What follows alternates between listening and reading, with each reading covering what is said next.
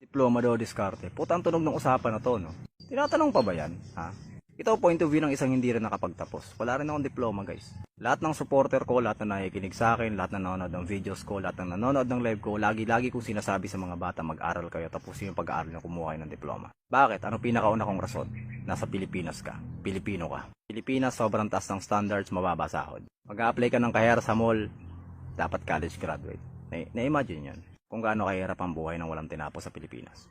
Pangalawa, madalas respeto sa'yo ng tao nakadepende kung ano tinapos mo. Pag wala kang tinapos, wala silang respeto sa'yo. Kayo kung gusto nyo maranasan yun. Pangatlo, di ko maintindihan itong mga motivational speaker na to na nagsasabing, huwag na kayo mag-aral, dumiskarte na lang kayo, mas importante yung diskarte kaysa diploma. Tapos wala silang diploma. So saan sila kumukuha ng comparison? Paano nila kasasabi na mas okay yung diskarte sa diploma kung hindi nga nila naranasan na magka-diploma? Paano mo magkukumpara yung isang bagay na hindi mo nga nakuha? Diba? Ano yon? Ano yon? Hula-hulaan lang, ganon? Trip-trip? Pangatlo, sige, sabihin na natin. Nakinig ka nun sa mga motivational speaker na diskarte na lang, huwag na kayo mag-aaral. Ano ba makukuha mo pag nakinig kayo sa kanila? Wala.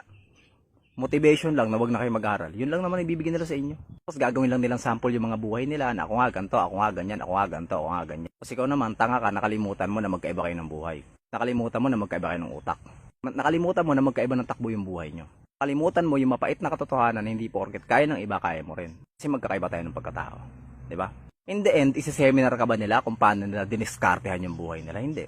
Ituturo ba nila sa'yo kung paano yung diskarte? Anong klaseng paghihirap ang pinagdaanan nila? Hindi. Lagi lang naman nilang uulit-ulitin sa'yo mga success na nila eh. Yun lang naman. Diba? Yung hirap, sasabihin ba nila sa'yo? Hindi. Pag nag-aral ka, ano makukuha mo pag nag-aral ka? Diploma. Diba? May armas ka na agad paglabas mo sa tunay na buhay. Unlike dun sa mga motivational speaker, tangina yung pag-aaral, makakakuha ka rin ng diskarte ron.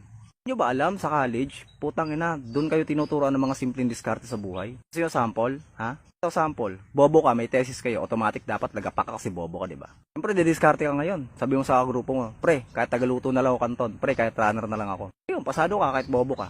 Diskarte.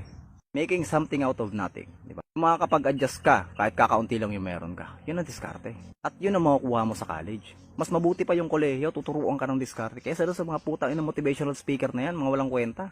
Ang pinaka nakakatawa doon, isasample pa nila minsan, si Mark Zuckerberg. Si Mark Zuckerberg nga, undergraduate pero bilyonaryo na ngayon. Puta na si Mark Zuckerberg, henyo yon. IQ nun, 152. Kasi ikaw naman natatanga-tanga ka, hindi mo nga alam kung ano yung square root ng 12, naniwala ka naman. Alam nyo dapat gawin yung motivation? Si Johnny Sins.